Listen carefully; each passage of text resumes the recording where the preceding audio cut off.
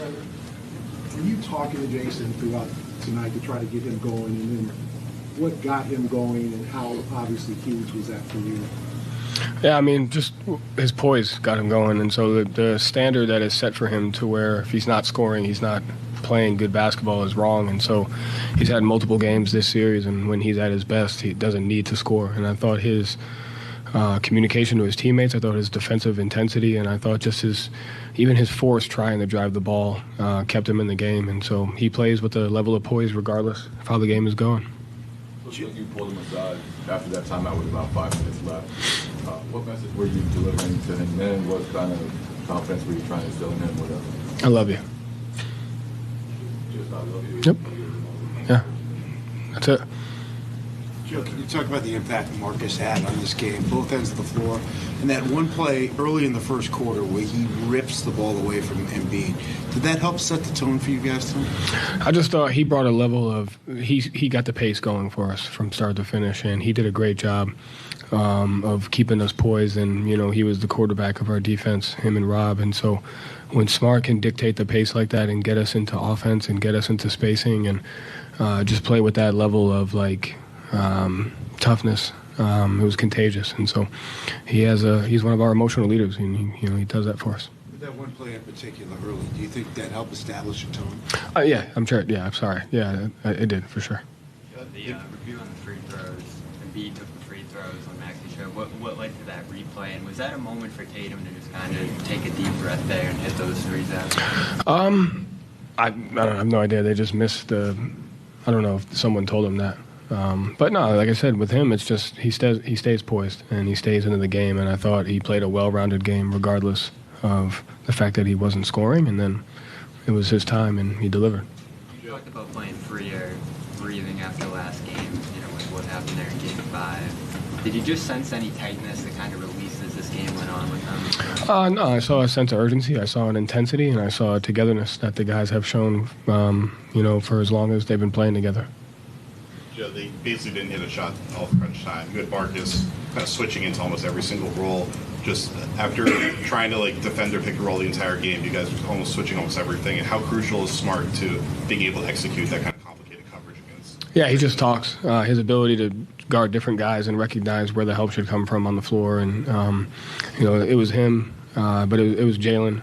It was all of them, really. Like I said, there was a level of intensity and a level of togetherness and connectivity that the guys had to where we were able to communicate different stuff throughout the game and change matchups, change, coverages. With a big run in the third quarter, what did you think allowed you guys to stay together? It looked like you might be cracking there, but then you were trying to.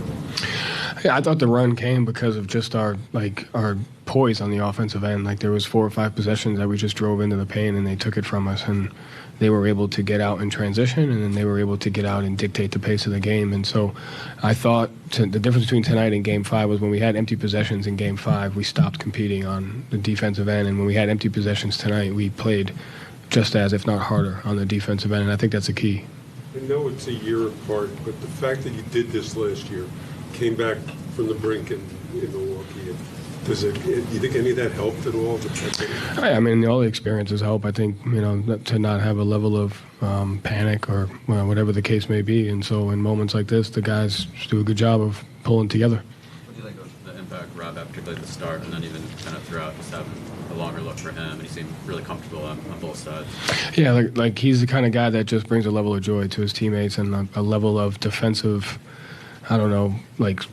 just support to where the guys can be a little bit more aggressive. The guys can, be gamble a little bit or just play the game. And so, he does a great job of communicating. He does a great job of just giving us that length and athleticism. I thought he was huge tonight.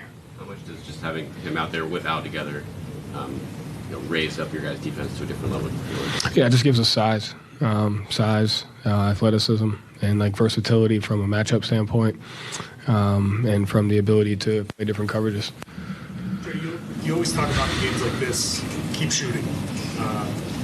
How hard is it to actually keep shooting when the shots aren't falling? And is this finish from Tatum kind of like a justification? If you keep shooting, this can happen. It's not hard to keep shooting when you're missing. It's hard to forget about the miss and play defense.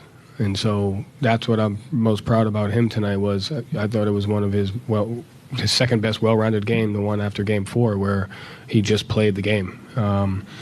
And as a team, it's the same thing. Like I said, the difference in Game 5 to Game 6 is when we missed empty possessions, it affected our effort. And so that's the thing is you got to keep shooting, but you have to keep playing at the other end, knowing, for the most part, we're fighting for great shots. This was your first elimination game as a head coach. You go with a 7-man rotation and then end up winning with your energy, running, defense, stuff like that. So I guess what was the challenge of being in this kind of moment of making sure that you and the entire team maintained their poise, still executed? I mean, there wasn't any different challenge than facing elimination, being, the end of a season, whether you're a player or coach. Like anytime your back's against the wall, you just rely on your locker room. You rely on the people around you and each other. And so I haven't been in that position as a coach, but I have as a player, and I know what it feels like. And in those moments, you just rely on the guys, their experience, their togetherness. Joe, how proud of you are your guys? Getting booed at home can't be easy for anybody. But to bounce back and have a performance like this in an elimination game. Yeah, like I said, it's all about them. I'm proud of them because they stuck together. They didn't overreact. If anything, they responded well. And so we've shown that we can do it. And, Game 7 is gonna present the same challenge, regardless if it's home or away.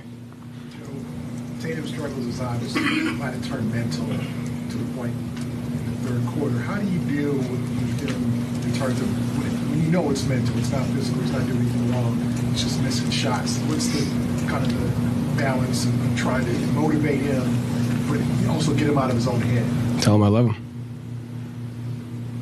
Is it? Yeah. I mean, it's a pretty powerful statement. So you think that had impact? I do. Yeah. So you'll tell him for Game 7 before the game? Multiple times. Over and over again. And the rest of the team.